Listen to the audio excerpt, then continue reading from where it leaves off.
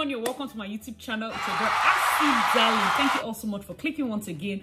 If you're new to this channel, please consider subscribing and giving us a big fat thumbs up. To all my OGs, you're the gang. Comment down below, let me know, gang. So in today's video, we're going to be talking about my best Asian series. And for those of you that know, you know I watch a lot of Korean movies. I also watch Chinese and some Taiwanese.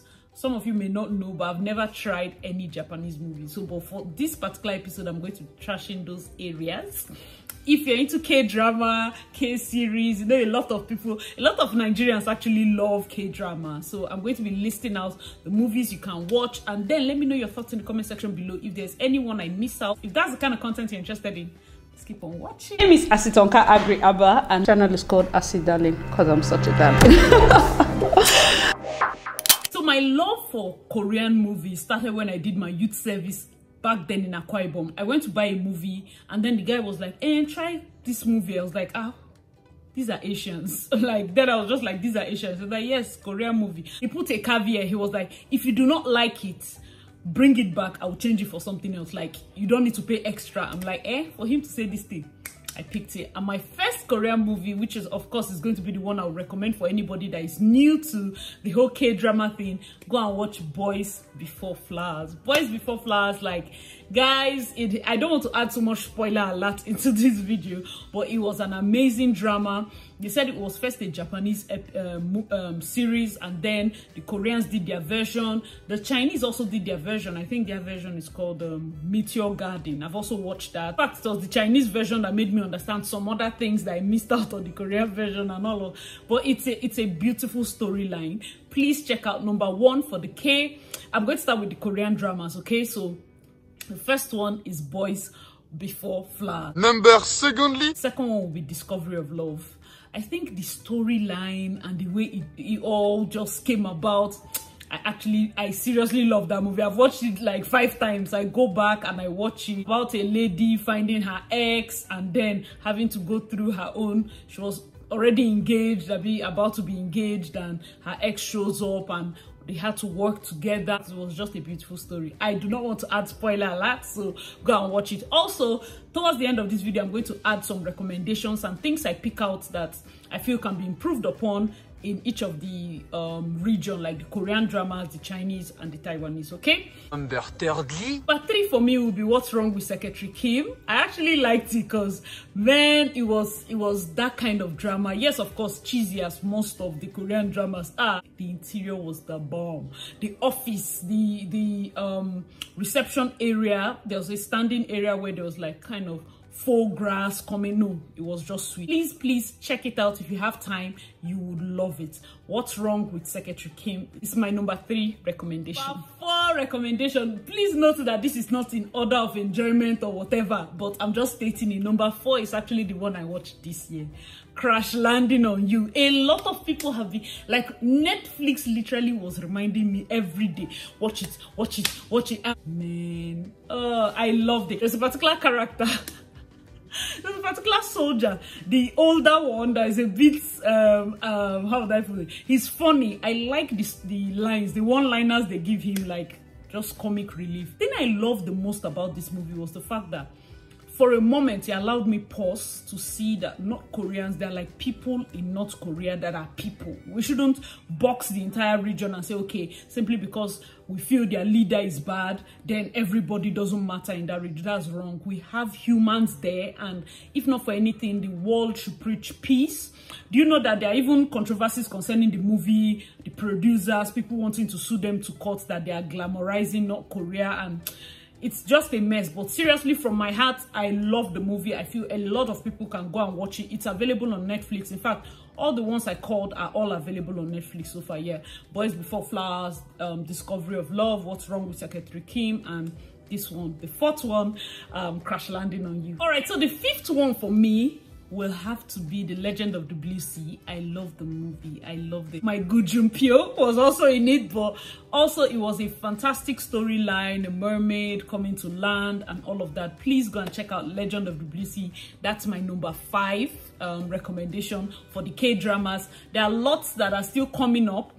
There are lots of other interesting ones. It's just movies that I can watch again. Yes, these are the ones I'm recommending. So honorable mention, Lie to Me. I loved Lie to Me. You can also check it out. I like the storyline, and I can no longer find it on Netflix. I tried watching it on YouTube, but God, the person that recorded it was, I don't know, the person recorded rubbish. But because I love it, I was enduring the horrible recording just to get a glimpse of it once more. So Lie to Me is something that I think you guys should check out. Okay, Uncontrollably Fond. That's my second recommendation. This particular drama is melancholic. How would I even put it? There's a feel to it. Also, I love this house, like the architecture, the use of Benz. They were using Benz, and then the storyline was kind of sad.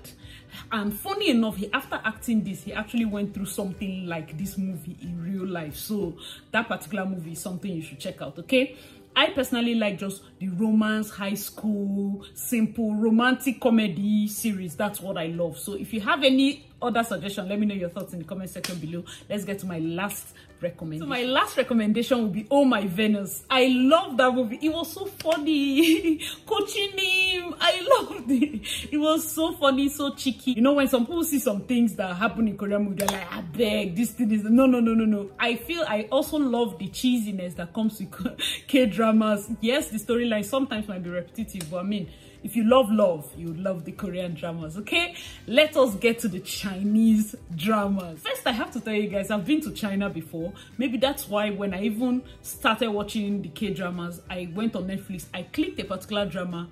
It didn't sound like Korean, but it sounded familiar. I was like, okay, this is Chinese. And because I've heard the language, I'm used to it, so I was more comfortable to start watching Chinese dramas. I think I went to China like, what, 2009? That was a long time ago. Top of my list is to go back to China. I actually loved going there. We stayed there for about 2 weeks. We got to Beijing, we went to Guangzhou, went to Hainan, went to Sanya. Like, we're just going to some specific places. I'm speaking it to the air. I want to visit China again when all this COVID matter has blown away. I should visit China. I'll go to Korea. I mean, South Korea is like next on the line for everywhere. Like, since I started watching Korean movies, I'm like, I have to get to South Korea. Okay, so let's start. The first one I watched was A Love So Beautiful. Man, like, it was, at first I was going through all the emotions. It was a high school movie. They came out of high school, they graduated, and in fact, it's a beautiful series. Please go and watch it. I'm not going to be putting spoilers. That's one thing I told myself from the beginning of this video. It is beautiful. Just go and watch it. That's my first Chinese drama I watched, and I loved it. So the second Chinese drama I watched that I really liked was Well-Intended Love. Well-Intended Love actually has season 1 and 2. I've watched it too, and I still love it too. The two people meeting different kind of how would I put it, different scenarios in life, but still blending because they were supposed to meet and all of that. It was a beautiful movie. Please go and watch it. It is a beautiful movie. Please go and check it out. 3 is like my number 1. I love, like, when I watch this one, I'm like, bruh. Hair to Heart. I love Hair to Heart. I think it's like 48 episodes or something like that. It's long, but what this particular series is missing is one more episode. Like, if you've watched it, you get the point. It is long, but what it was actually missing is one more episode for us to get our grand wedding at the house, you know, with all the vibes. Like, I actually needed one more episode, but fam, they did it for me. They got it. Like, yes, oh my god, just check the movie. Number 4, I actually didn't watch this one on Netflix. I heard about it from one of these kind of recommendations video. I went to check it out. I couldn't find it on Netflix, so I found it on I think on YouTube. I watched the entire movie on YouTube. If Paris Downcast. If Paris Downcast is my number 4 recommendation. The same main lead for Hair to Heart. The reason I even somewhat prefer If Paris Downcast is because for this particular series, like, they communicated, they had their downtimes, but they could talk, they could say things. I felt Hair to Heart, they just kept things bottled up, and it made the movie so frustrating. I'm like, open your mouth and talk, you know, that kind of thing. So If Paris Downcast was actually another amazing movie by the same actor. Please check it out. Number 5 recommendation for the Chinese movies will be Sky Castle. Sky Castle was the movie. Like, I watched it, I'm like, whoa. It's not only African parents, it's not only Nigerian parents that literally force their children to know book. Chinese people are on another level. It's like this particular movie. Please go and check it out. How recently, of course, yes, it has been trending on YouTube. I don't know if you saw some particular Chinese children getting their admission later, or I think males that they passed a certain exam, and it just brought back memories of this particular movie. Please check it out. It's called Sky Castle. Lastly, let's get to Taiwanese, okay? So for the Taiwanese movies, the first Taiwanese movie I actually watched, I got the recommendation as it was like a Chinese movie. I think somebody just added it as part of the recommendations of movies they like, and then I checked it out. I didn't see it on Netflix, but they said please go and find it. So I went on YouTube. You know, we're in Nigeria, and sometimes these movies are not showing on our own Netflix. I use VPN, and even the ones that show normally for Nigerians don't even show again. So I just went back to my normal Nigerian connection. Movie is called Before We Get Married. Hey, please just go and watch it. One thing I have to say is, you know how Korean people, they used to do their own kiss? They do the kiss like this, like the mouth will be here. Chinese people try. They will actually make contact. Taiwanese are not anybody's mates. Taiwanese, please watch the movie. Just watch it. The only thing that you notice, like from the onset, is that big budget looking movie is not it. But the Taiwanese show, for me, they show more emotion. Like, there's this intensity. If they say it's a scene where you have to show emotions, there's emotion. That's the Taiwanese movies for me. So Before We Get Married was intense, bruh. That movie was it. That movie, if they use that movie and put a Chinese budget with that movie, it will blow up charts. Second Taiwanese movie I watched, funny enough, I've not finished it. Like, this movie is so long. Anyways, it's called Love Now. But from the first 4 episodes, I was already hooked.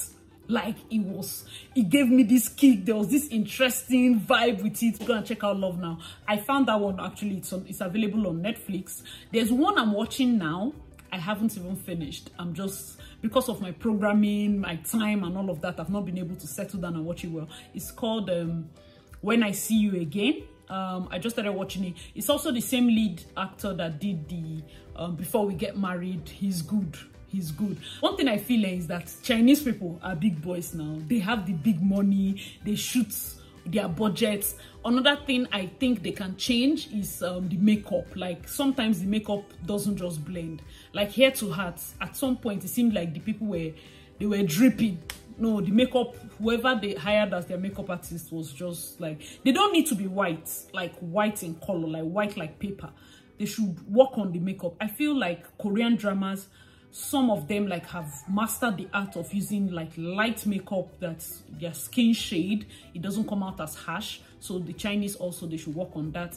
Then for the Taiwanese, of course, invest in better camera. See me coming from Nollywood giving advice. Guys, these are my recommendations, my Korean movie recommendations, Chinese, and then a few Taiwanese. I told people I've not watched a lot of Taiwanese movies, but let me know your thoughts in the comment section below. If you're into the Asian movies, what do you recommend I watch next? What do you think that I really like? Let me know. I've told you people, romantic comedy. I don't like blood. I don't like revenge. I don't like vampires. I don't like, no. I just want to laugh and enjoy love. Okay, thank you guys so much for watching to this point. I remain your girl Asi Darling. Please check out my other videos and I'll see you in my next one. Bye guys.